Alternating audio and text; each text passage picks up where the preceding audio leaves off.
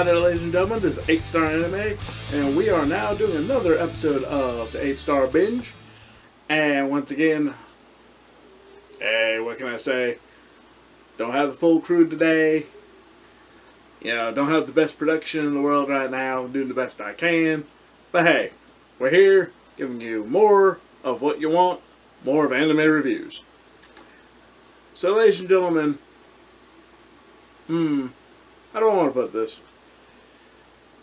I've seen some animes that were, how do I want to put this? Awkward, fan servicey, just plain wrong. This one kind of fits almost all of those. And I'm pretty sure our executive producer, Mike Brown, as well as Chopsaki's Josh Crawford will completely agree to this. Just finished up watching all 10 episodes of My First Girlfriend is a Gal. A bit rough at the beginning of the series. I'll kind of give you a rundown. It's very simple. It's another of your typical romantic comedies mixed in with a little bit of harem and whatnot and so forth. In this particular series, a guy named Junichi is your typical average Joe, nerd of some sorts. You know, he's okay. You know, he's your typical guy. And him and his friends, Shinpei, Keigo, and Minoru, all together. They're like this weird perverted troupe of characters. And for some strange reason, when they have like a pretty hateful encounter with our main female protagonist named Yukana Yame, who is indeed what they call a gyaru. Basically a type of girl who is kind of a fad type deal where tanned, blonde hair, usually wears some form of skimpy outfit.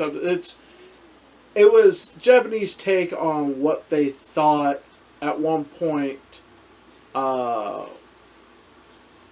Americans were like, especially those of like in the Jersey area, California, stuff like that, where they would go out, get tans, you know, wear all this makeup and whatnot, and they had kind of got the wrong idea, but they turned that into their own fad, and that's kind of what they did.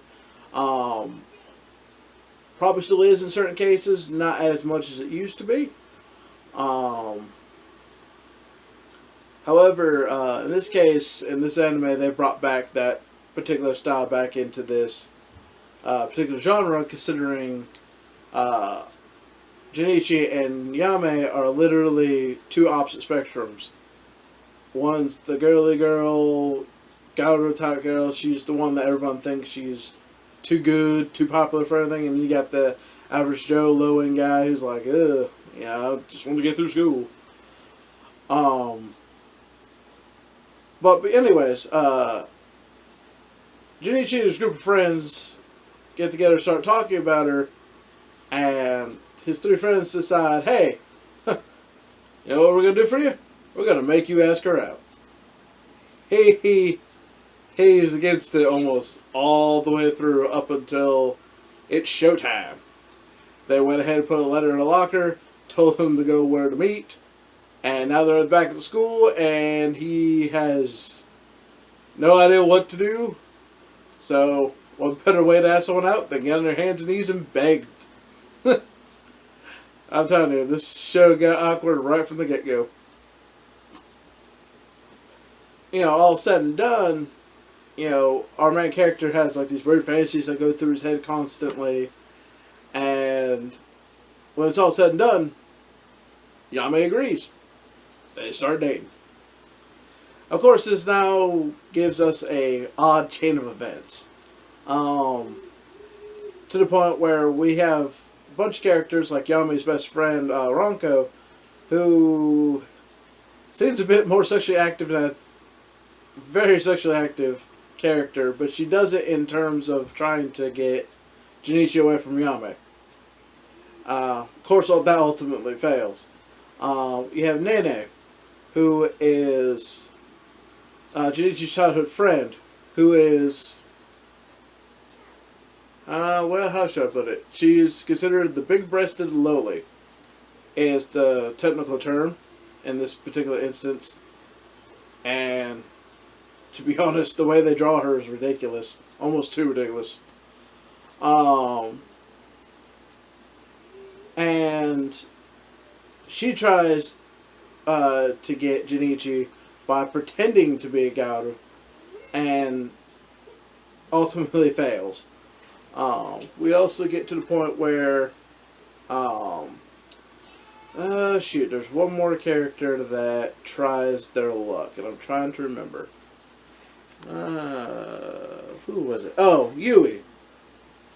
Yui is our class representative or class president, and she has a secret life in this series, as she is kind of like this internet idol. She puts on a wig, changes her makeup, and whatnot, and she kind of gains the crowd's reaction to her life being so tiring, oh my gosh, what am I going to do? And she gets upset that her servant of sorts is now with someone else instead of being with her, even though that never really was a thing. That was just something she did. And I always thought it was kind of funny. But that ends up ultimately failing when she gets revealed to be the internet idol, and she backs off saying, well, I'm not going to push my luck. But once we get past the first 3-4 episodes of awkwardness, we get to actual romantic comedy between the two of Yame and Junichi, where we start to see that he obviously has no idea what he's doing. She pretends to know what she's doing, but realizes that we see a lot of her kind of playing the innocent maiden bit. And we go from here to where they're trying to build this relationship, but everybody seems to kind of get in the way. Everybody's wanting to chime in. Everybody's wanting to do this. Everybody's like, hey, let's do this as a group instead of y'all going on a date.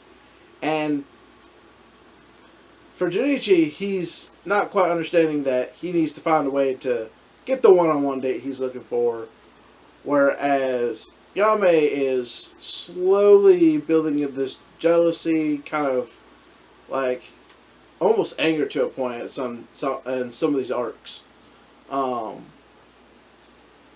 And it does show, though she doesn't necessarily show Junichi what's going on.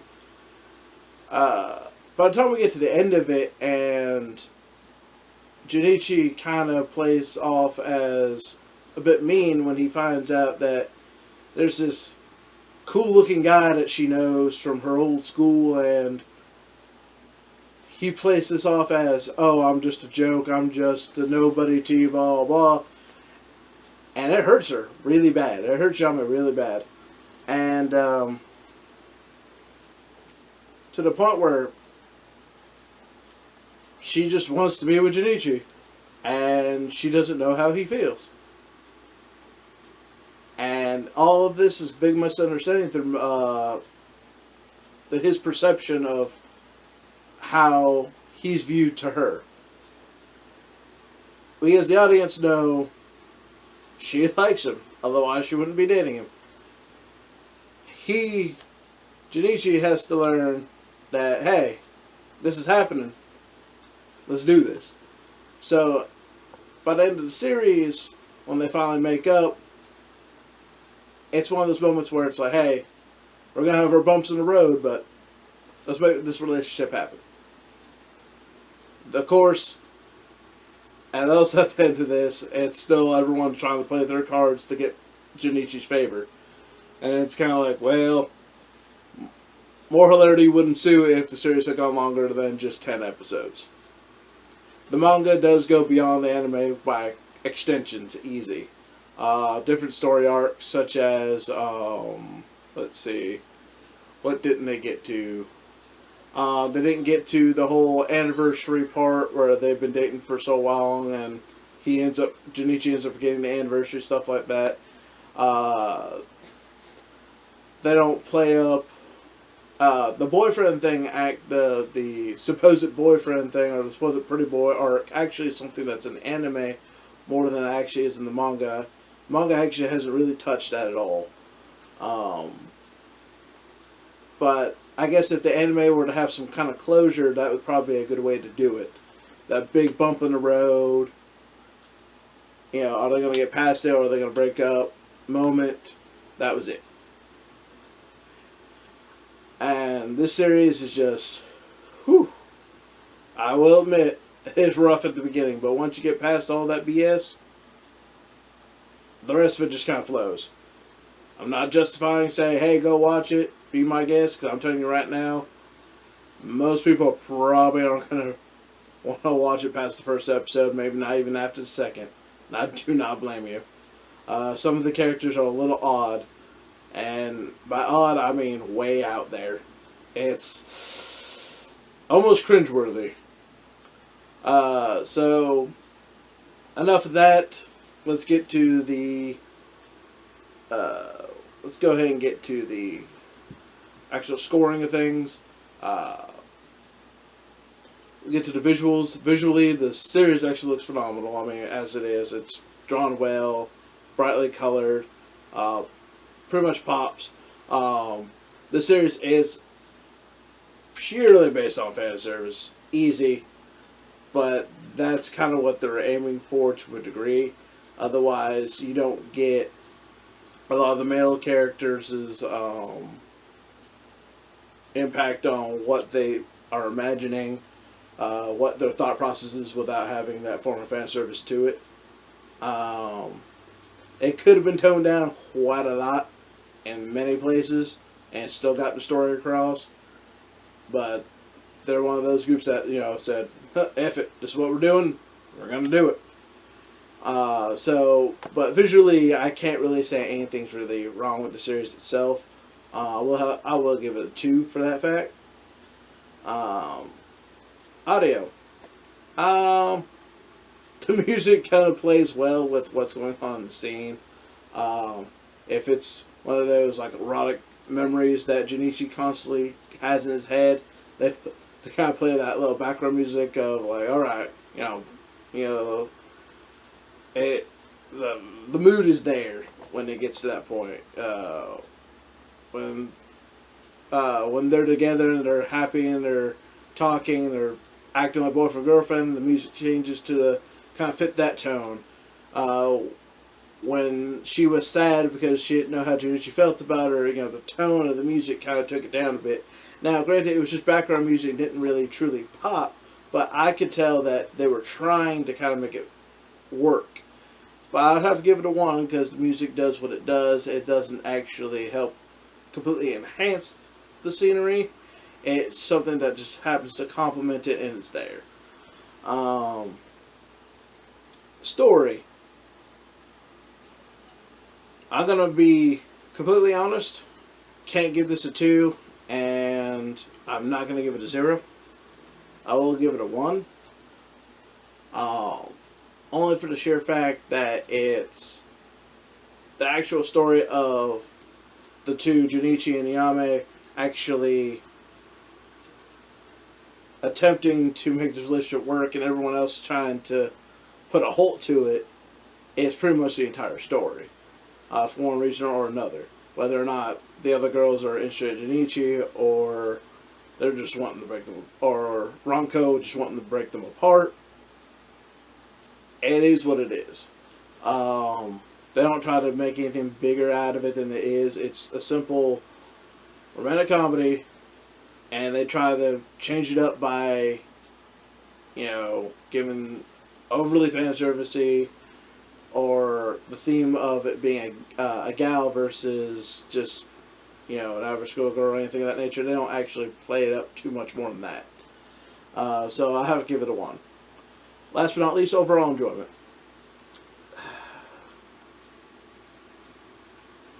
To be honest, a lot of those scenes were highly cringeworthy because they overplayed too many things in a direction that I'm actually surprised they decided to bring it over to the States to a degree. In any way, shape, or fashion, whether it's subbed, dubbed, whatever.